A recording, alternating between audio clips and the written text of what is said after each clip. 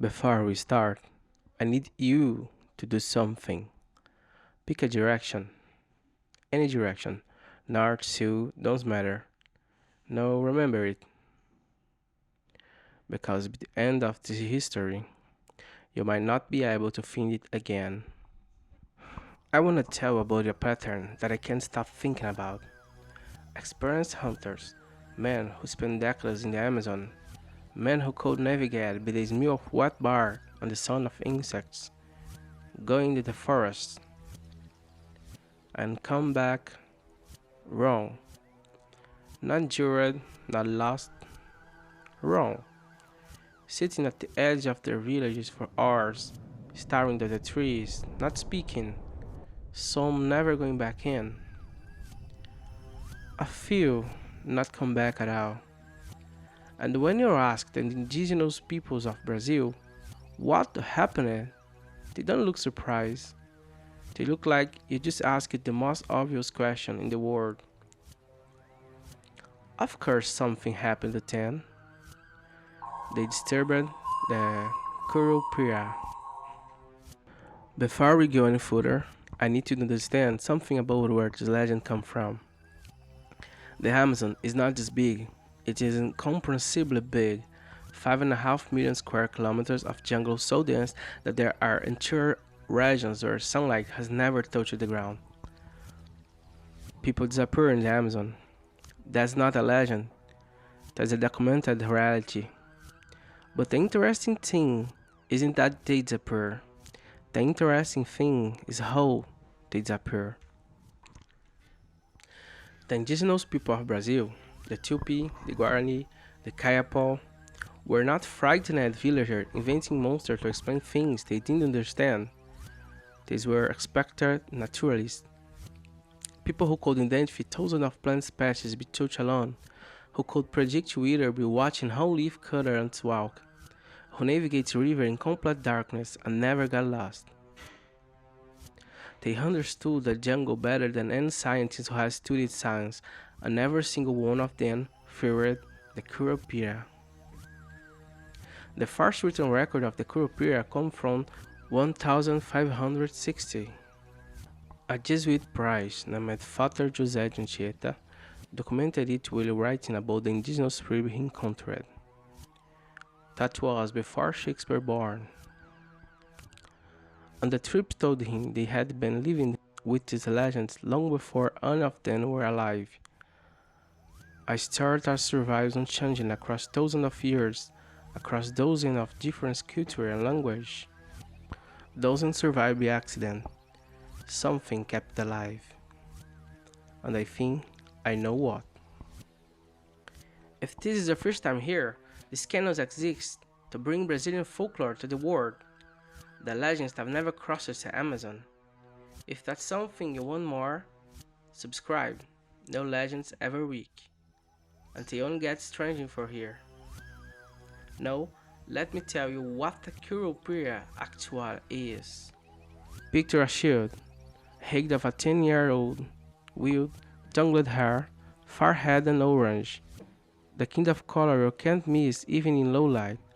Skin darkened and hardened like old wood. From a distance in bad light, it could almost pass for a lost shield. Almost. Because if you look down at its feet, they're on backwards. Both of them. Heels pointing forward, toes pointing behind, perfectly formed, perfectly reversed. And I know what you're thinking. That sounds like a campfire detail, something added for the drama. But think about what it actually means. If you find footprints in the Amazon, footprint pointing toward you, and you follow them, think you're moving away from the creature. You are walking directly toward it. And if you follow footprint pointing away, thinking the creature went that direction, you were walking deeper into the jungle, away from the every trail, away from every village, in the part of the forest where no one will hear you, if you call for help. The backwards feet aren't a deformity, they're a trap. But here's what unsettles me most about this creature. In Tupi cosmology, the spiritual belief system of the people who first described the Curupira, every living being has a soul, a spark that gives capacity for feeling, for mercy, for choice. The Curupira has none. It is not evil. Evil requires wanting to cause harm.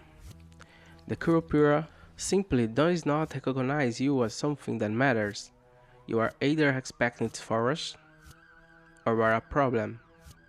There is no anger in what it does to you, no cruelty, no satisfaction, just correction.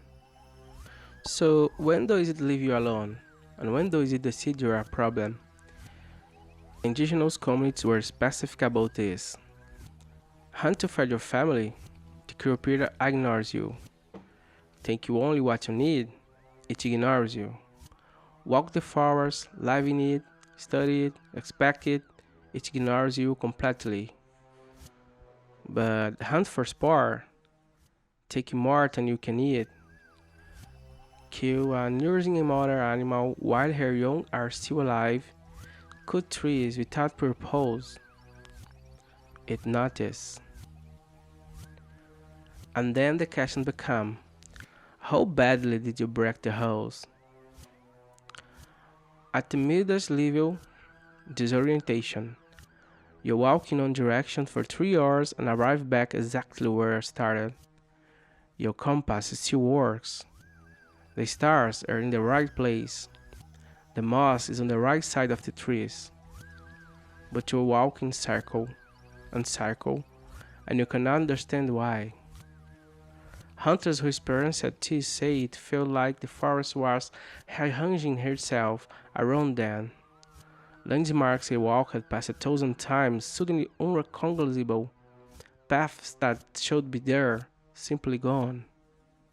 In worst case, what the Tupi call the Curupira madness, you hear your own name from different directions at the same time.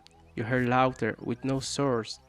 Footsteps that stop when you stop and start again when you start.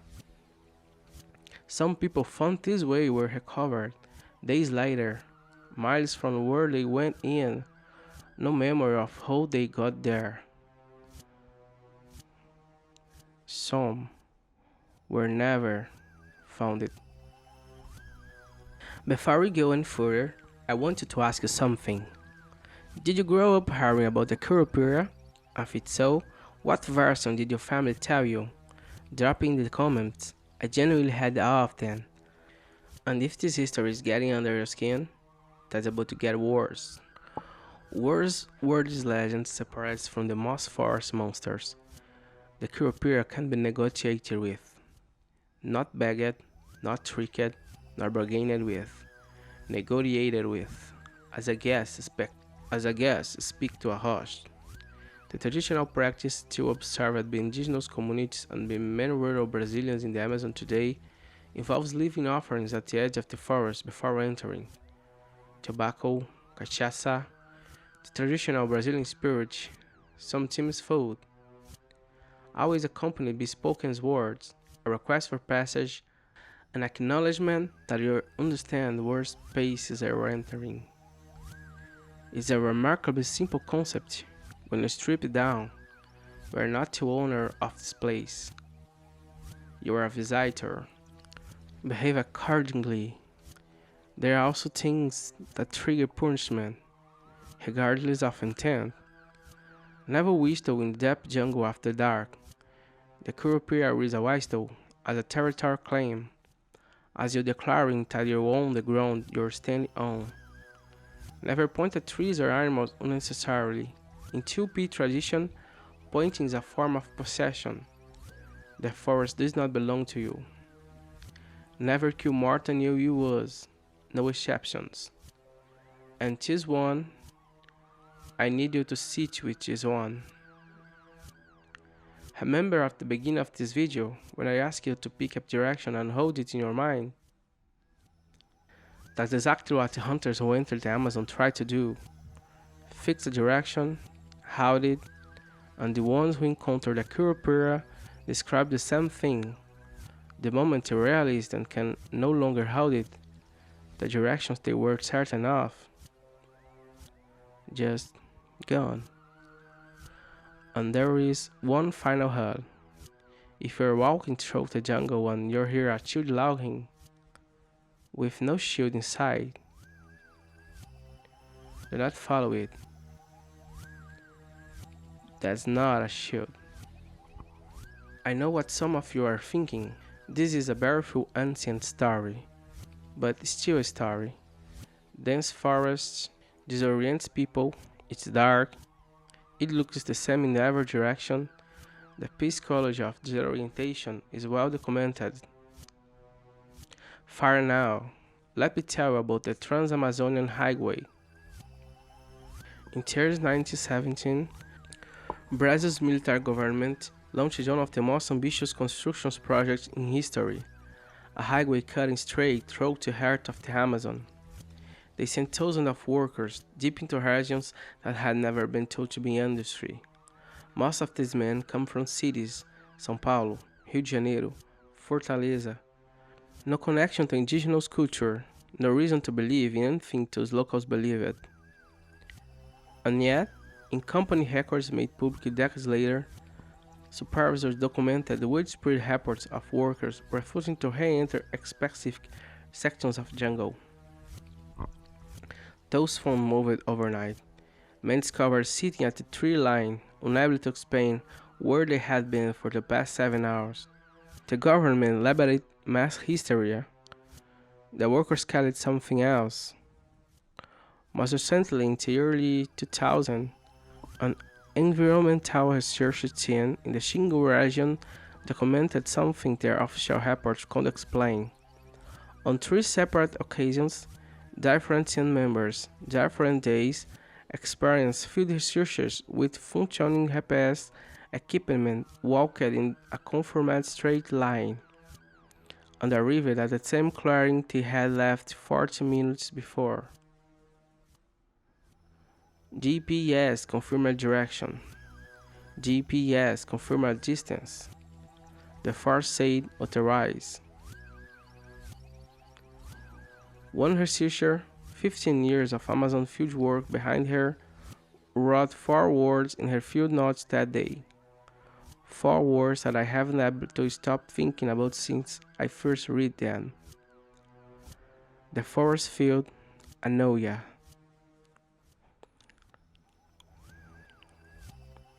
Not hostile, not violent, annoyed.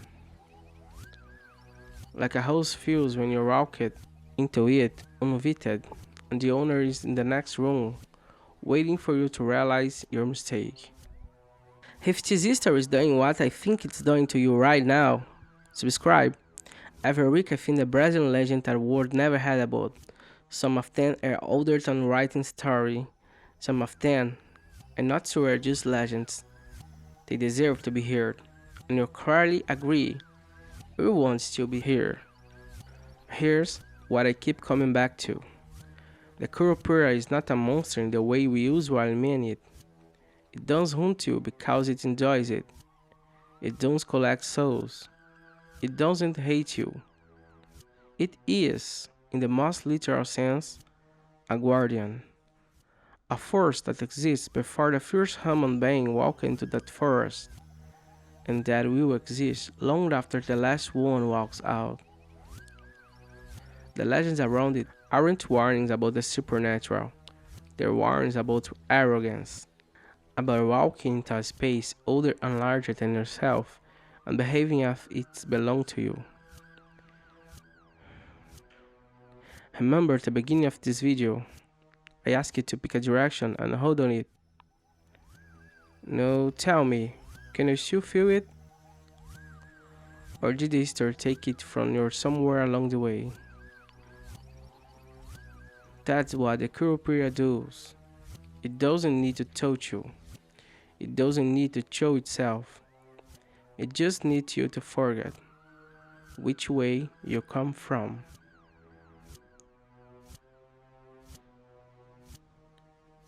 The Amazon is still burning, still shrinking, being taken apart piece by piece for results that will be gone within a generation. And I wonder sometimes if the old stories are in mythology at all. If they are instead a very old and very patent warning passed down by people who knew what happened when you stopped respecting the forests. The Curupira is still there. The forest is still watching. And it has been waiting a very long time. Thank you for spending time with this history. Leave a comment and tell me, did you actually pick a direction at the beginning? And can you still feel it now? I had every single one. The next legend is already awaiting. It lives in water. It has a voice you won't be able to get out of your head. And unlike the Curupira, it wants to be found. I see you in the next legend.